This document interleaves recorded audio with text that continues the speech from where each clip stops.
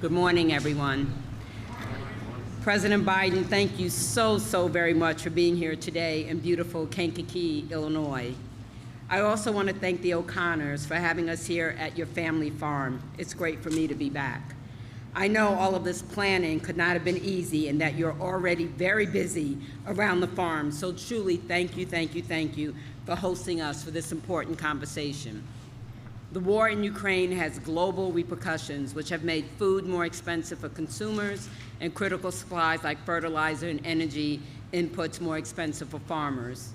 I've been working very closely with my colleagues to get the bipartisan America Competes Act through to President Biden's desk, including my Supply Chain Act provision to create an Office of Supply Chain Resiliency and Crisis Response within the Department of Commerce to monitor supply chains of critical goods and materials like those that are necessary to run this farm and to plan for future supply chain disruptions.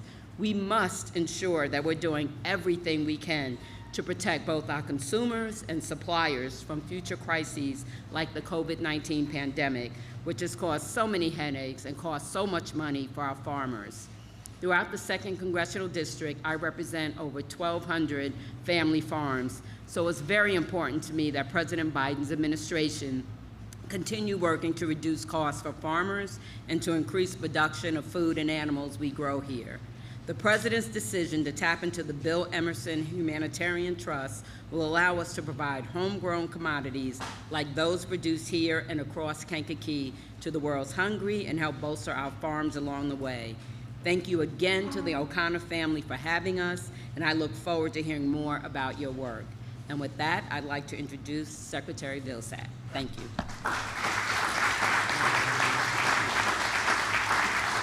Congressman, thank you very much. And to the O'Connor family, thank you very much for this opportunity to see a tremendous operation. And, Mr. President, as you know, and perhaps very few people in this country fully appreciate, food and agriculture is a big business. It helps to employ 29 million of Americans across this country. It's 7% of our gross domestic product, and it is, in fact, the vehicle through which we become a food secure nation. So, folks, this is the reason why the President of the United States pays attention to agriculture and to food. It's why he directed me during the course of the early years and days of the administration to focus on exports, because we know Jeff and his family depend on exports.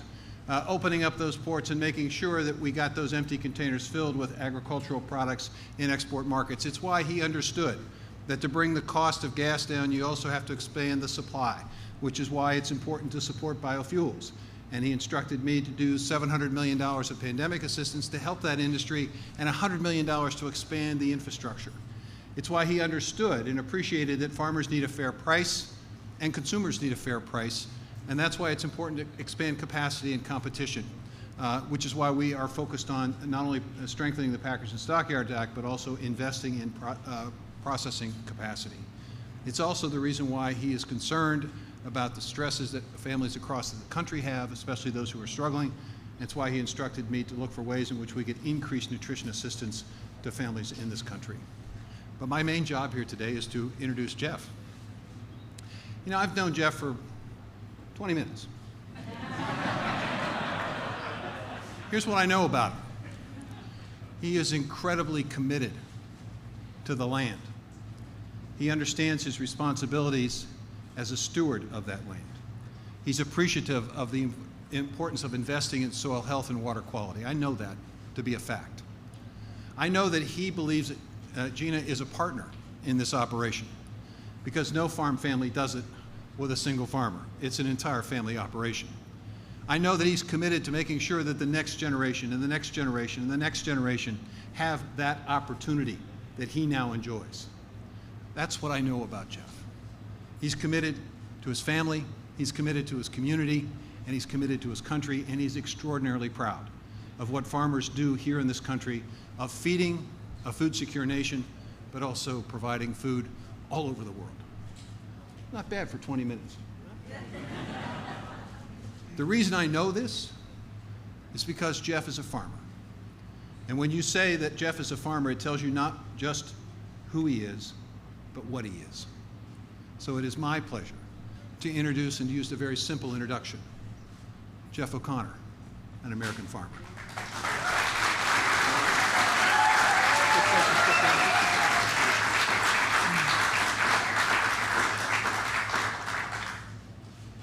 Thank you, Secretary Vilsack. You would think with credentials that go back 20 minutes, I would have been allowed to make an introductory remark that didn't have to be scripted, but they didn't want me to do that, so I'm just going to read mine. Thank you, everyone, for being here. I cannot express enough how grateful I am that you all took time out of your schedule to do this. I'm Jeff O'Connor. My wife, Gina, and I are pleased to welcome all of you to our farm. We just had the honor of showing President Biden around our farm and talking with him about the critical role American farmers play in not just keeping grocery store shelf stocked for the American people, but also in feeding the entire world. I applaud President Biden's efforts to place a spotlight on the global food challenges created by the Ukraine conflict right now. I also applaud his eagerness to work hand in hand with farmers to make healthy, high-quality food affordable and accessible for people everywhere. About 10 years ago, Gina and I had the opportunity to travel to both the Dominican Republic and Uganda on Christian mission trips. And we've been able to see what global hunger looks like firsthand and what real water concerns looks like. It leaves a lifelong impression. Nationwide, the farming community takes pride in the role that we can play to help in feeding the world and creating cleaner water. And we support President Biden's efforts to provide additional tools and flexibilities that will allow the American farmer to step up at a very critical time. One point of our discussion was the potential expanded use of double cropping. This would allow the production of soybeans after a summer wheat harvest. In essence, we have the ability to raise two crops in one growing season while simultaneously providing conservation benefits. These efforts need to be maximized. I appreciate both the President's and Secretary Vilsack's commitment to conservation and the creation of the tools of the administration is providing to invest in climate-smart agriculture, which I support and I practice. Mr. President, we are very honored to have you here, and the farming community stands ready to maximize production, which we do so well in this time of world need. Ladies and gentlemen, let's please give a warm Illinois welcome to President Joe Biden.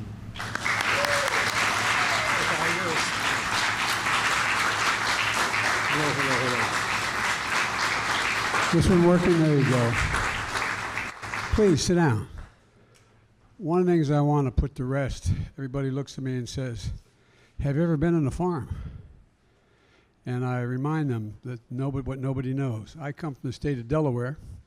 I represented Delaware for 36 years in the United States Senate before I became vice president.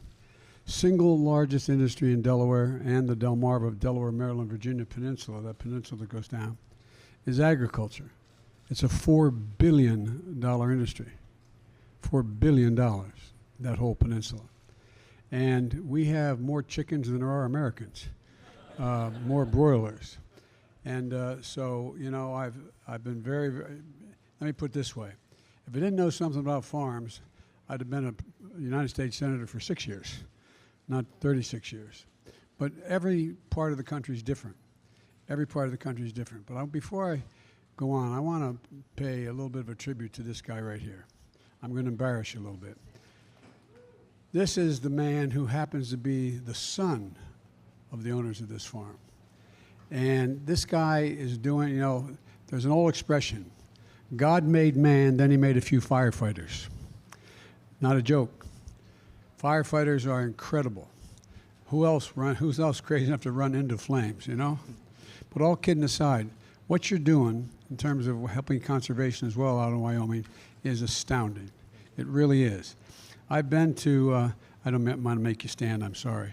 But the whole point of my raising this is, and we're not going to be able to talk much about it today, but conservation is also pretty darn important, and climate is pretty important. I've been to every major fire but two this year because FEMA is working again. We show up. We don't wait. We don't have to wonder. Governors only have to call me once. And here's the deal. More timber, more land, more buildings, more territory has been burned to the ground this year than an entire state of New Jersey, from New York all the way down to Virginia. The entire state of New Jersey. And so what this young man does and is amazing, what they do, trying to, And it relates to lack of water in most of the places. I've flown over those reservoirs that were 200 feet deep that are now 2 inches deep, literally, not figuratively.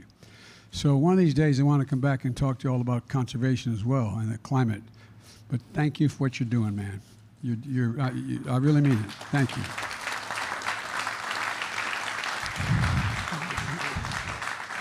Folks, I know it's hot in here, so I'm not going to talk more than an hour and a half. Look, I want to make a few, I think, are fairly important points. First of all, I want to thank Jeff for that introduction and you, Gina, for your hospitality you've extended today. I joined Congressman Robin Kelly here, the real champion for working families and farmers who represents this area, and I just do what she says. She sends a note to the White House, and I get it done. No, but she's a key player in infrastructure, getting high-speed internet, clean water to every person across this district. And I know we wanted to be here also was Dick Durbin and Tammy Duckworth, but they were going to come, but there's a vote today in the United States Senate, and they're unable to be here. They're two of the most genuine, reliable people I've ever worked with, and I've been doing this for a few days. And I want to thank Tom Vilsack. Tom and I became friends when Tom was governor in Iowa. We traveled the state. Tom has forgotten more about farming than most people will ever learn. I'm sure this room knows as much, but the idea, Tom talks about how critically important that agriculture is to the United States in every single solitary way. But the real reason I'm here is to thank American farmers. Thank farmers. You feed America. You got us through a pandemic. And you're literally the backbone of our country. It's not hyperbole. But you also feed the world. And we're seeing with Putin's war in Ukraine, you're like the backbone of freedom. You know, I was at a factory not long ago, 8 days ago, down in Alabama. And they make Javelin missiles to help the Ukrainians stave off the Russians, beat them back in their aggression. And I pointed out that the proof point that America is the arsenal of democracy, that's what they are. We always have been. We've been the arsenal of democracy. I stand here today to thank American farmers who are the breadbasket of democracy. You really are. You know, we talk about, every investment banker could leave their job. If every farmer left, we'd all starve to death. You know, let's talk about what's important. All these jobs are important. But I just think about it. Right now, America's fighting on two fronts. At home, it's inflation and rising prices. Abroad, it's helping Ukrainians defend their democracy and feeding those who are left hungry around the world because Russian atrocities exist. And Jeff and the American farmers understand Putin's war has cut off critical sources of food. Ukraine was the world's largest producer of wheat and corn and cooking oil, but wheat the largest. For example, Ukraine says they have 20 million tons of grain in their silos right now. 20 million tons. And guess what? If those tons don't get to market, an awful lot of people in Africa are going to starve to death because they are the sole supplier of a number of African countries. Somalia, I won't go through them all.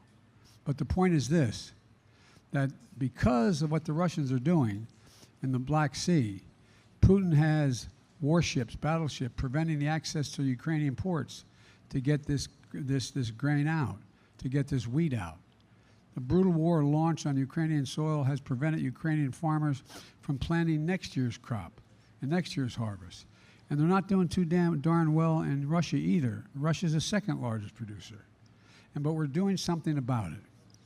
And our farmers are helping on both fronts, reducing the price of food at home and expanding production and feeding the world in need. You know, I just toured Jeff's beautiful family farm. 800 acres of soybeans, corn, and wheat. We talked about farmers all across America, what they're experiencing today. In addition to Putin's war in Ukraine, it's been cold and wet this spring, like it is cold today.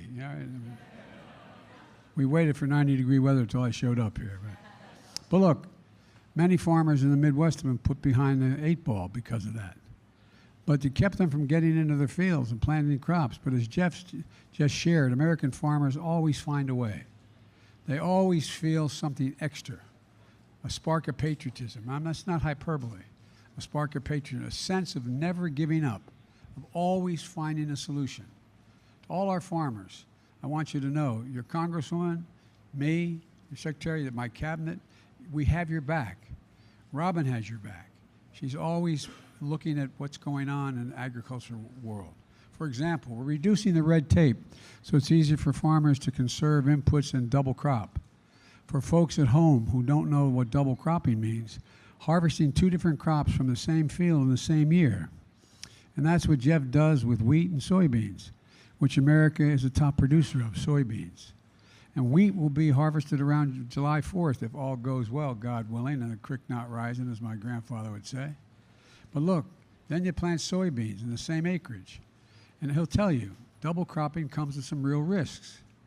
Growing season for wheat is short, and if the weather conditions aren't ideal, or aren't at least good, or there are other disruptions, then the timing of everything is thrown off. But it's a risk we need to take. That's why my administration is looking at how to extend crop insurance coverage to give financial security to farmers like Jeff who practice double cropping. Secondly, I want to also, farmers worried about rising fertilizer costs and what is the content of the fertilizer. That's why earlier this year, the U.S. Department of Agriculture announced it would invest $250 million to boost fertilizer production.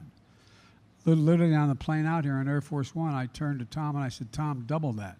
Make it $500 million. It's so desperately needed. We can't take chances. It's critical to get this done. Now, when we leave here today, I'm heading up to Chicago. You know where Tom's going? He's heading to the airport when we get to Air Force One. He's heading to Germany, to the G7. That is all the democracies in Europe getting together and their agricultural teams getting together. North America, Europe, and Asia, they're all part of it. And to solve some really big problems.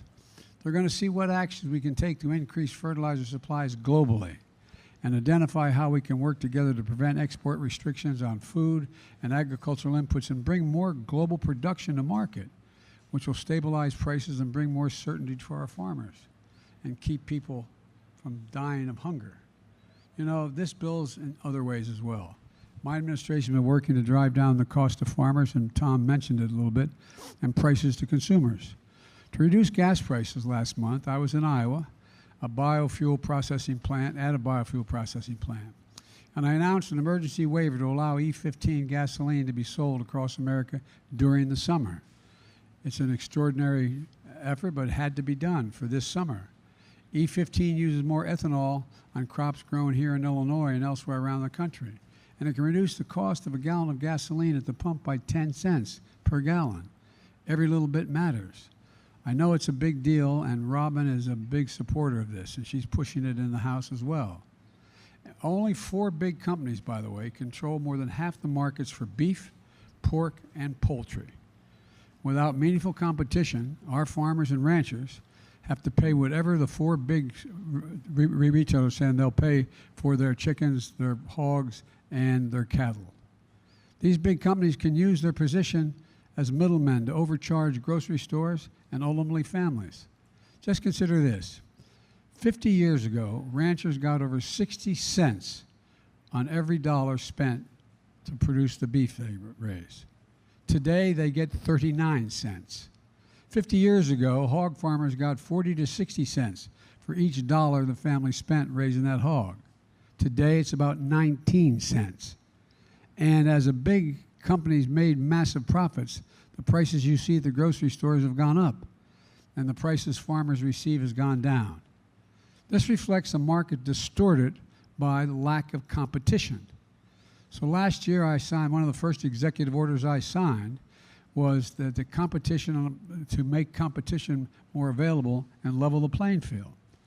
And though through the American Rescue Plan, we're investing about $1 billion to help smaller meat processors expand their capacity, give farmers, ranchers, and consumers more options, and at better prices. Look, I'm a capitalist, but capitalism without competition is not capitalism. It's exploitation. It's exploitation. Folks, we can make sure the American agriculture exports will make up for the gap in Ukrainian supplies. In fact, during my first year in office, American agriculture exports shattered all previous records. $177 billion last year alone. I remind people, my predecessor did not come close. By traveling in our, we have to keep investing in our farmers to reduce the cost, to reduce prices to consumers, and have the most productive, most efficient farmers in the world here in the United States. We've always combined generations of know-how with cutting-edge technology to feed us and the world. And I'm going to keep fighting for family farmers like Jeff so we can do what they do best. I hope Congress is going to join me. I know Robin's going to fight like hell to have it happen, and working hard to invest in farmers like Jeff and feed America and the world. That's what we have to do. Let me close with this. Look at the family farms like this one as a reminder of the bounty, beauty, and generosity of this nation. I know this, and you're tired of hearing me say this for the last 2 years. It's never, ever, I was in the Tibetan Plateau with Xi Jinping. I've traveled with him and spent more time with him than any other world leader has in China. And he said, he was talking about why America's a diminishing power. And I said, Mr. President, it's never been a good bet to bet against the American people. No one's ever won betting against the American people. And I said, and by the way, you asked, he went on, and he said, can you define America for me? Just me and a translator and him and a translator, simultaneous translation. By the way, I turned all my notes over to the State Department. It matters. But, what happened was, he said, can you define America for me? And this is God's truth because it's been quoted 1,000 times now. I said, yes, one word, possibilities. We're the only nation in the world that has come out of every crisis stronger than we went in it, every single time, regardless of what it was. No other nation has done that. It's one of the reasons why in some places we're called the ugly Americans. We think we can do anything. We know we can do anything. We know. This nation leads the world. We stand up for freedom. We're the United States of America. And when we are united, there's not a damn thing we can't do. It's not hyperbole. It's a fact. As a student of history, it's a fact. There's nothing beyond our capacity when we work together. Nothing. So I'm here to say, God bless our farmers. And I mean this sincerely. God protect our firefighters. And may God protect our troops. Thank you for what you do. America owes you. They owe you big.